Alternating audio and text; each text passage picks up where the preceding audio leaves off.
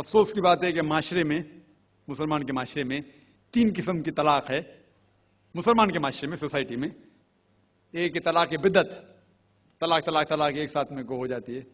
ایک طلاق حسن، جو طلاق دو، ایک ماہ رکو حیض کے لیے، پھر طلاق دو، پھر رکو، پھر تیسرا طلاق دو. اور تیسرا طلاق کے احسن، جو بالکل صحیح طریقہ ہے، جو قرآن شریف کی ہے. طلاق دو اور 3 ماہ رکو. قرآن کی آیت ہے سورہ بقرہ میں، سورہ نمبر 2 آیت نمبر 228 میں لکھا ہوا ہے کہ جب بھی آپ طلاق دیں گے تو 3 ماہ یا 3 حیض کی عدت ہے.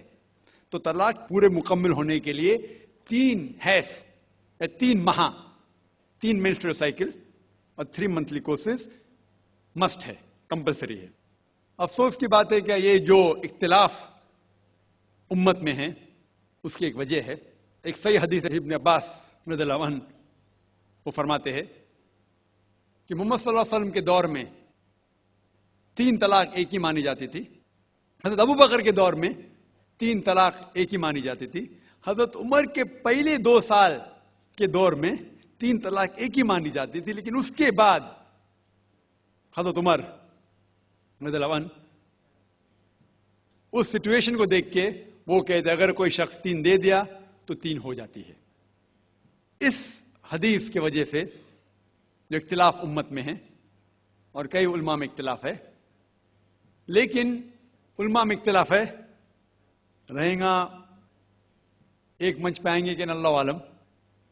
لیکن اگر آپ قرآن کی روشنی میں پڑھتے ہیں، قرآن میں طلاق کا ذکر کیا گیا ہے سورہ بقرہ میں، سورہ نمبر 2 آیت نمبر 228 سے لے کے 240 تک، اور سورہ طلاق میں سورہ نمبر 65 آیت نمبر 1 سے 7. جو قرآن مجید میں طلاق کا ذکر ہے اس کے اندر یہ ہے کہ کبھی کوئی ڈفرنس آف اوپینین، کوئی جھگڑا ہو جاتا ہے شوہر اور بیوی میں، تو پہلا شوہر بیوی بیٹھ کے بات کرے. ایسا نہیں کہ بیوی نے نمک زیادہ ڈال دیا اور طلاق طلاق طلاق کہہ دیا اور طلاق ہو گیا. اگر بیوی میں نمک زیادہ ڈالا، بولے آپ کو نمک کم چاہیے، معاملہ سلجھ جائے گا.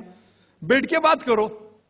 پھر بھی بات نہ بنے تو اللہ تعالیٰ فرماتا ہے سورہ نساء میں سورہ نمبر 4 آیت نمبر 35 میں کہ آپ کے درمیان ایک حکم رکھو، ایک آربیٹر بیوی کی طرف سے، ایک آربیٹر شوہر کی طرف سے.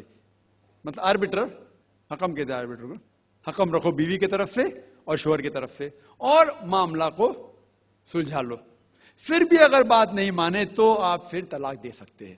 تو طلاق دیتے ہیں تو کئی اس کے کرائٹیریاز ہے کہ حیض کے وقت طلاق مت دو، جب آپ غصے میں طلاق مت دو، شراب کی حالت میں طلاق مت دو. اس کے بعد جب طلاق دیا جاتا ہے تو 3 ماہ رکنا چاہیے. طلاق کے احسن ہے، جو بالکل صحیح طریقہ ہے. طلاق دو اور 3 ماہ رکو، اور 3 ماہ کے اندر اگر آپ رجوع کرنا چاہتے ہیں اپنے بیوی سے تو رجوع ہو سکتے، الحمدللہ. اگر 3 ماہ تک آپ سمجھتے نہیں مجھے میرے بیوی سے الگ ہونا ہی چاہیے، تو 3 ماہ کے بعد، عدت گزرنے کے بعد، آپ دونوں میاں بیوی نہیں رہتے، آپ الگ ہو جاتے. لیکن اس کے بعد اکثر مسلمان بھی نہیں جانتے یہ قرآن کی آیت کیا ہے. قرآن شریف میں لکھا ہوا ہے سورہ بقرہ میں سورہ نمبر 2 آیت نمبر 232 میں کہ اگر وہ شخص اپنی پرانی بیوی سے پھر سے شادی کرنا چاہتا ہے تو مت روکیے.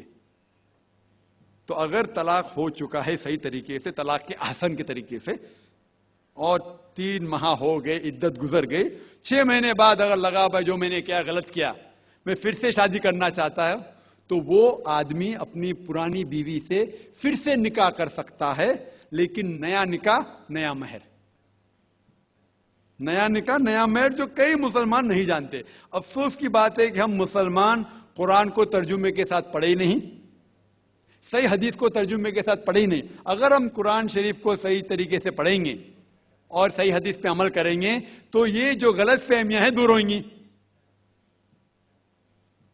اور پھر سے اگر شادی ہوئی، پھر سے آپ ساتھ میں رہ سکتے، پھر سے پرابلم ہوا تو پھر طلاق دو، پھر 3 ماہ رکو، پھر سے الگ ہو جاؤ، پھر سے آپ چاہتے پھر سے شادی کر سکتے. 3 بار جائز ہے، تیسری بار آخری بار ہے. اس کے بعد آپ پھر سے شادی نہیں کر سکتے جب تک وہ دوسری کسی سے شادی نہیں کرے.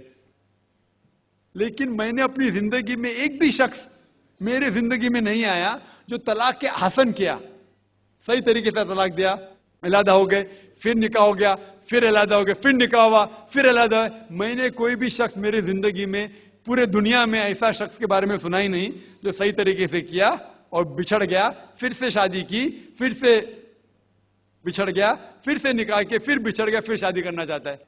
اگر آپ صحیح طریقے سے قرآن کے اوپر عمل کریں گے تو یہ نوبت آئیں گی نہیں۔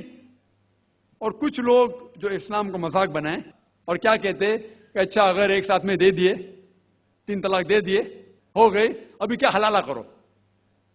قرآن کہتا ہے 3 طلاق ایک ساتھ میں بھی دیں گے تو ایک ہی ہوتی ہے۔ محمد صلی اللہ علیہ وسلم کے وقت پہ 3 بھی ایک ساتھ میں دینا ایک ہی ہوتا تھا۔ حضرت ابو بکر کے ٹائم میں بھی 3 طلاق ایک ہی ہوتا تھا۔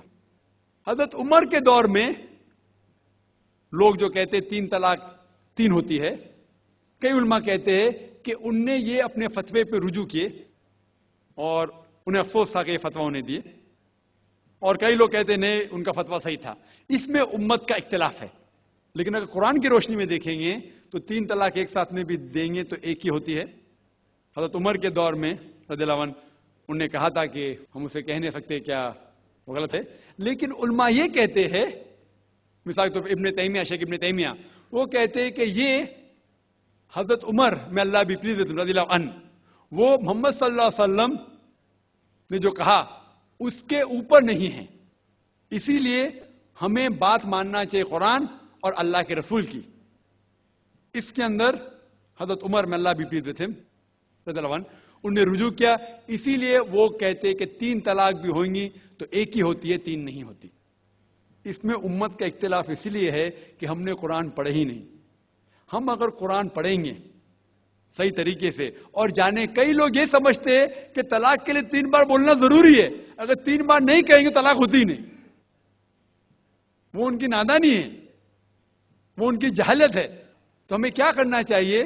یہ میڈیا اچھال رہی ہے، ہم مسلمانوں کو یہ طلاق کا طریقہ جو صحیح طریقہ ہے طلاق کے احسن، اس کو عام کرنا چاہیے اور یہ کہنا چاہیے کس بنیاد پہ طلاق دی جا سکتی ہے، کب دی جا سکتی ہے، کیسے موقع پہ دی جا سکتی ہے، دینا چاہیے کہ نہیں۔ تو یہ سب اگر ہم مسلمان عام کریں گے تو انشاءاللہ یہ اختلاف جو امت میں ہے وہ نہیں رہیں گا۔